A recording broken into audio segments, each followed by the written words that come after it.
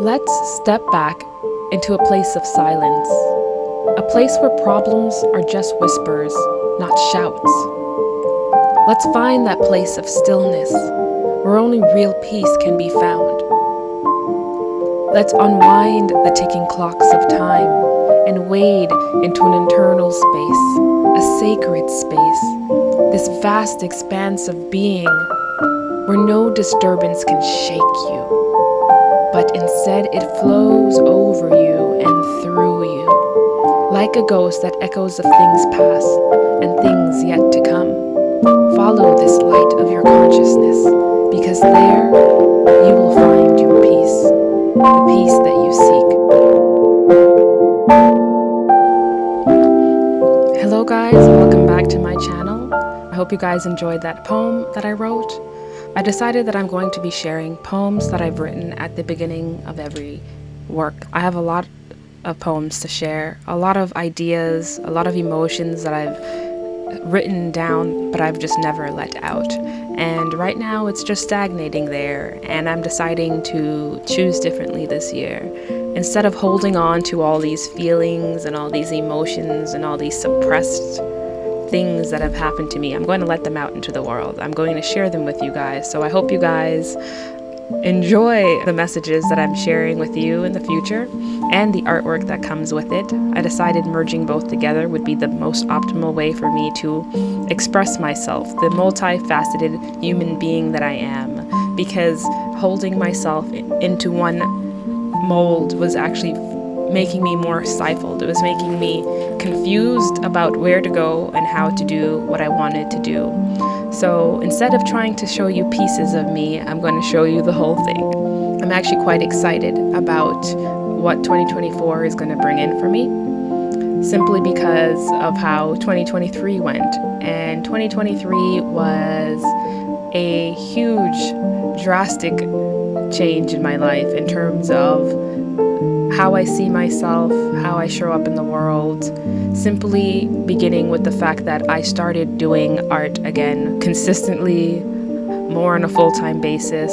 I started putting more effort into myself. I started putting more effort into creating. But I want to share with you today is some of the biggest lessons that I learned in 2023. The biggest lessons that I learned in 2023 were that if you do not plant the seeds, you will not reap your harvest.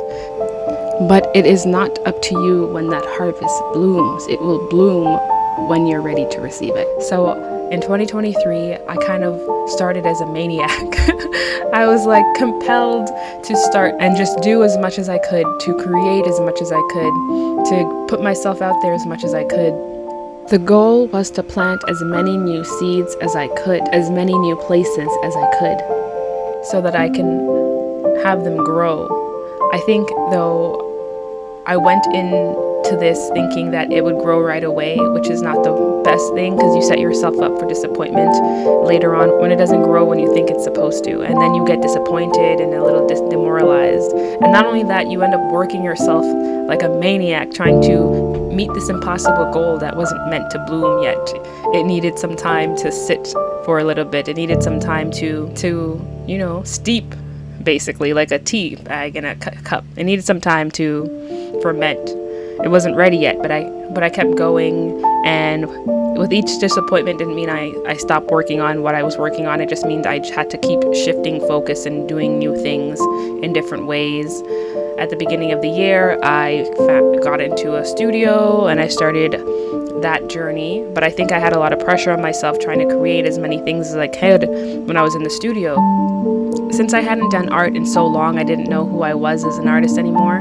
I didn't believe that I was an artist anymore, simply because an artist creates. And if you're not creating, then are you really an artist? And I think what I didn't realize was that, yes, you are still an artist even when you are not creating, for the simple reason that you have a creative spirit that wants to create, that wants to make things. You just haven't found that channel yet for where to channel that creativity that's trapped inside of you. The second lesson that I learned in 2023 that took me about 12 months to really say, yep, this is real, is that creative people or artists who aren't channeling their creativity are going to eventually wind up depressed. And this is why. At the beginning of the year, I was dealing with a lot of mental health issues, a lot of anxiety, a lot of social anxiety, you name it. I was dealing with it. I was taking so much medication at the start of the year, and I've gotten to the end of the year now, and I'm not even on any medication I'm taking. I'm not on my antidepressants, I'm not on my anxiety meds, for the simple thing of changing one step. The only thing I changed was I did more art. And I'm learning that for all these creative people, all us creative people who are out there, we have to create. It's not a choice. Creation is a must. If you are a creative person with a creative soul who has to express themselves, it is not a choice to express yourself. It is not a choice to create. You have to create. That's the only way that you can stay sane. That's the only way that you can stay grounded.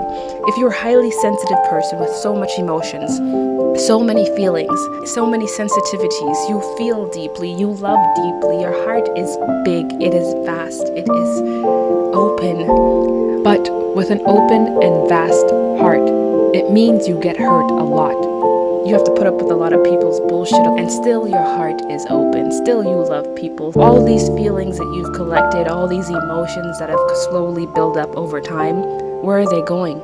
They have nowhere to go, so they turn in on you. Those feelings that you've collected from other people's, their opinions, their negative emotions for themselves that they project onto you, all of that bullshit that was never yours to begin with, guess where it goes? Where it ends up is in you. Then you are trapped in a cycle of hating yourself, and you don't even know why. You don't even know where all of this stuff came from. You don't even know how it all started. All because someone out there didn't like themselves enough. Instead of trying to heal themselves, they turn that towards you. So now you have become the bucket for other people's crap. Now you've become the bucket for other people's shit. And you are not creating. So you have nowhere to channel, to purge all of that crap. You're just accumulating it and making yourself sick and sicker and sicker from other people's bullshit. Well, guess what? I'm telling you right now, if you are a creative person and you love to create and you feel burdened by all these negative feelings, negative emotions, anger, resentment, guilt, shame, you need to channel those feelings into something creative. Use your voice. If you can't use your voice, use your hands. If you can't use your hands, use technology. It doesn't matter what it is, but you must create, and you must create right now, because if you do not create, you will continue to carry on the burdens of these feelings that you have let accumulate inside of yourself. You need to let it out, or you will continue to be stuck. If you do not let it out, you'll continue to be stuck. And the thing is, I'm not saying to leave your day job and become a full-time artist. I'm just saying that if you don't do something creative to let go of those feelings, life is going to feel a lot heavier, and you won't know why. So you have to find a creative hobby. I say a creative hobby to channel those feelings and channel those emotions. You have to find something that makes you happy, something that you're able to transmute those negative feelings and emotions into. For the month of August, I was mad every single day. And guess what I did every day? I painted every single day. And I didn't even know why I was mad. I was just mad. It was just, sometimes it's just astrological. Sometimes it's just the universe pushing you into an emotional state to allow you to purge out any emotions that are stuck in you, that need to be let go of, that you're not tapping into, that you push down, suppress, crush down to the bottom of the barrel, and you're like, I'm not gonna look at that. So for August, I was mad every day. Every single day. And August is when I bloomed, because I channeled those rage into creating these flowers, okay? I was like, okay, I'll go paint flowers. I'm gonna paint flowers at the studio today. Why am I painting flowers and I'm angry? Don't flowers make you happy just looking at them? Sometimes I looked at pictures, sometimes I just created from my mind, but all I knew is that I took that rage, and I made it into my creative power. So I challenge you to take the anger that's trapped inside of you and channel it into something that's going to keep your mind focused, where you could unleash the energy that's stuck. I challenge you to create something. for yourself, nobody else, just yourself. Of course, once you've created it for yourself, you can share it with other people, but that's only if you choose to. If you want to hold on to it, if you want to put it away, if it's just for you, for yourself, that's also fine. Not everything needs to be shared with other people, but everything needs to be let go. It needs to be released. It needs to be expressed. Because if you don't, you're going to keep making yourself sick. You're going to keep feeling sad. You're going to keep feeling depressed. You're going to keep feeling anxiety. And the thing is, when you're creating your painting, the only time you're nervous is when you have to go show it to others. But in the process of creating that work, you don't give a shit about other people. You're just like, shit, this is great. Because nothing matters at that moment except for you and what you're in the process of creating. Because when you're creating, you're channeling something deep inside yourself. You're channeling your pain, you're channeling your joy, you're channeling your contentment. You're channeling. That's right. You're just channeling. And for me, when I was making this painting, I was definitely channeling my frustration. My frustration because in the month of June, I got into an accident where I cut my foot open and I was required to have bed rest for a whole month. So I was mad, I was livid, I was distraught because I couldn't go outside. I couldn't create all the art I told myself I wanted to create that month. I couldn't create in my sanctuary anymore. I was forced to just stay at home, lay down, and rest. And that was hard for me because I had been going and going and going nonstop since February. But this forced respite, while daunting and annoying, definitely taught me many lessons about turning something negative into something positive, and how from the most negative experiences that we experience, a lot of light and a lot of joy and a lot of expansion can happen. My third lesson this year is that sometimes the setbacks that we experience in life are also our biggest blessings. Your ability to see the blessing and the lessons in the setback is where you can harvest your real rewards. I got into an accident at home where I cut my feet open with a piece of glass, and it was a freak accident. I remember saying earlier in the morning, oh, I wish I had a longer vacation.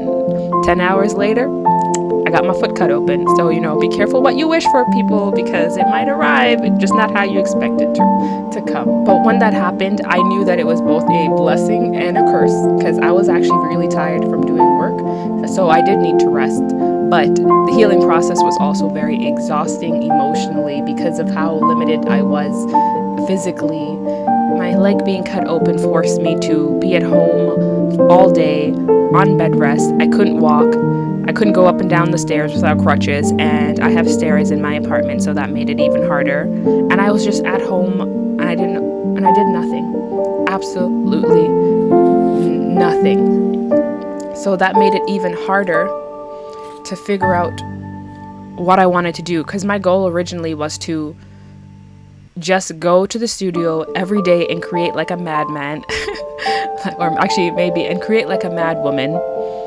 But I couldn't do that anymore. So where do I channel all of this creative energy that I was going to channel into my work? I had to push it. I had to channel it into myself. I had to channel it into my healing. I had to channel it into thinking about why it was I was going to the studio like a madwoman to create. What was it I was trying to unleash? What was it I was trying to bring into the world? Why was I doing what I was doing? Where was I going with this? Is there a reason for all this stuff? Like, there are so many questions that happened that month. It was ridiculous, okay? It was so ridiculous. And as the healing process of my feet evolved, it became even more ridiculous because my wound that was supposed to take 2.5 weeks to close did not close. The glue that the doctor used to close my feet was keeping it from closing properly. So I went to a new doctor, and then they ended up taking off the glue, and the wound started closing. That doctor sent me to an x-ray to make sure there wasn't any glass in my feet, which the first doctor should have done, but he didn't. So the second doctor was like, okay, we're going to make sure that you do not have any glass in your feet, just in case. I go to the x-ray. I have the x-ray done. The x-ray comes back with the results, and the results say that there is no glass in your feet. So I feel great. I feel like, okay, finally I can start moving forward. I can start healing. There's no glass in my feet. But 2 days in, I'm like, something's different. Something's wrong. I'm like, this wound is closing now, but something's not right with the wound that's closing up. And I could feel like this little sharp prick of glass sticking out of my feet. And I'm like, why is this here? Is this a scab? Is it supposed to feel like this? So I end up going back to the doctor, and the doctor tells me, it was a different doctor this time. The doctor tells me, yes, don't worry about that. That's just a scar. It's not glass stuck in your feet. I'm like, are you sure about this? I'm pretty sure this is glass. Are you sure this is not glass? He's like, no, it's just the scab. So of course I'm gonna, listen to the doctor, because this one seems to be better than the first one that I've seen. So I'm gonna listen. And a few days go by, the wound's healing really nicely now. It's basically closed. I'm like, okay, finally. I still can't walk in it for some reason, because every time I step down, there's like a sharp stabbing pain. I'm like, okay, maybe I'm putting too much pressure on it. Maybe it's opening up every time I step on my feet. And I'm like, okay, this is weird.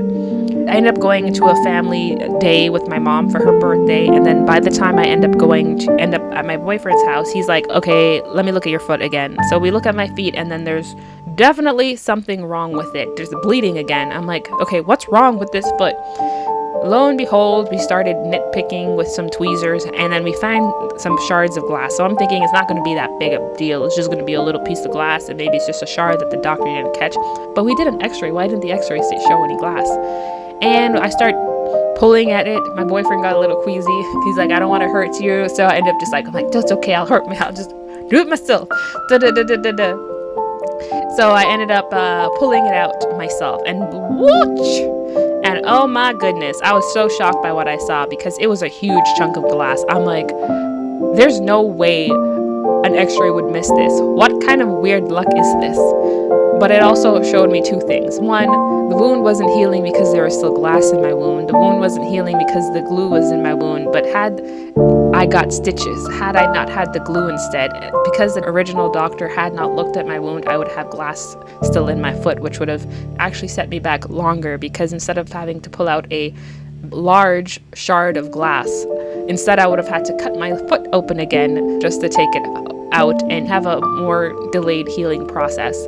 So I was grateful that the wound hadn't closed right away, because I realized that my body was trying to force something out of me, and that's why it wasn't closing properly to begin with. So in a way, it worked out for the best in terms of my healing journey, but it also worked out for the best because while I had nothing to do for those months, I was just surfing social media, and one of my friends was doing an art challenge for 100 days of flowers. I was bedridden, so I got nothing to do. I was like, 100 days of flowers? That might be a good idea, because I didn't know what to do when I went back to the studio anymore. I'd been stuck at home for so long, I didn't know what to do at all. But since I wasn't going to the studio right away, I started painting with whatever art supplies I had available at home. And I had a little watercolor paint set and some little watercolor postcards that I had bought all the way at the beginning of the year, but I had never used yet. So I was like, okay, well, let me just try this. Might as well paint flowers. And that's how it started. I started painting those flowers from that day, and I was like, oh, wow, okay, maybe this is not a bad idea. Let me keep going. And then as I went to the studio, that's when I really dived into it. That's when I really sunk my teeth into it. And I was like, wow, okay, this is different. I was trying out new style. Mind you, I hadn't painted watercolors or wash in forever. So when I started, I was like, this is such a weird thing to do, because I don't really like flowers that much, and I don't paint flowers normally. I paint faces, I paint animals, but not flowers. It feels really awkward to paint flowers for me, even till this day. But there is a nice, I don't know, I feel kind of happy by the end of it. I feel accomplished by the end of it. I feel like I've captured the feeling of those flowers and what flowers can do for you by the end of it. So I was really excited. So it goes to show that sometimes when you step back into a silent place, your problems become whispers, not shouts. Sometimes we need stillness to see the way forward. Sometimes when your setbacks happen, they're not really setbacks, they're just doors to opportunities, doors for you to see what you didn't see before, doors for you to receive information that you didn't see before, because you're so busy plowing ahead, trying to build the vision that you want instead of the vision that actually needs to come forward. I can't imagine not painting flowers anymore, since it gives me so much joy to paint flowers. I'm going to keep painting flowers. It's not the only thing I'm going to paint. Painting flowers has allowed me to alchemize, channel, and release so much pent-up frustration, so much pent-up rage, so much pent-up emotions. So again, to all my creative folks out there, paint, create, draw, sing, write. Do it for yourself. Do it for your mental health. Do it to just expand. Do it for your peace. Do it to create. Do it to share what you love. Do it to find your stillness. Do it because you deserve it. Do it because you want to try to walk differently in 2024. You want to explore something new in 2024. You want to make yourself a priority. Thank you for tuning in. I hope you enjoyed these lessons.